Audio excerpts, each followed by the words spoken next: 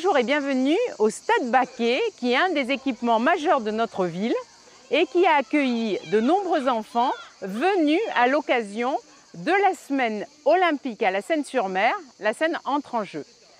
Ce dispositif qui a permis de recevoir 3000 élèves de classe primaire sur tous nos équipements sportifs est issu d'une volonté, d'une demande des clubs sportifs à l'issue du Parlement du sport.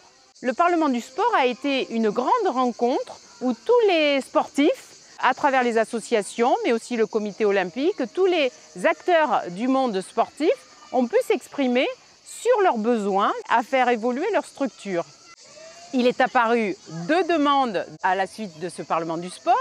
La première, c'était que les clubs puissent rencontrer l'éducation nationale et ce rapprochement, bien sûr, s'est effectué pour que les enfants puissent avoir un contact avec toutes les disciplines qui sont inscrites aux Jeux olympiques.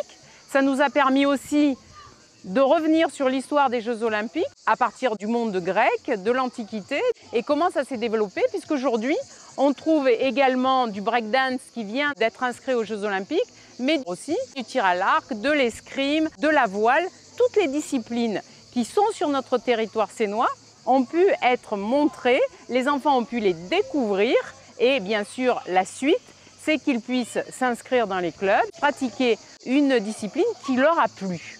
C'est aussi un moyen de véhiculer les valeurs du sport parce qu'au-delà de l'activité physique, il y a l'engagement personnel à travers le sport et on peut y mettre de nombreuses valeurs dont notamment le collectif, l'apprentissage du respect et surtout de la vie en communauté.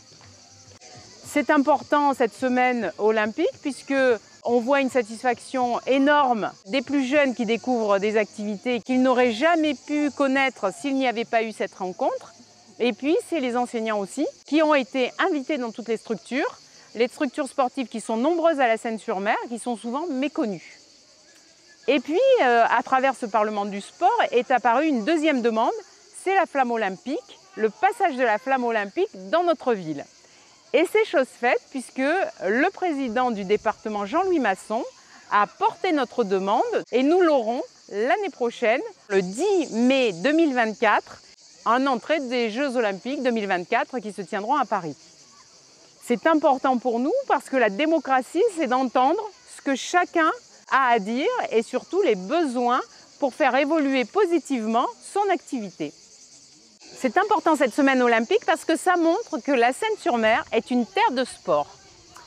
Si je voulais montrer un exemple de notre rayonnement en matière sportive, je reviendrai bien sûr sur la grande course de voilier qui a eu lieu au printemps, mais surtout par notre agenda qui va voir le championnat européen de beach rowing aux Sablettes, fin du mois d'août, début du mois de septembre.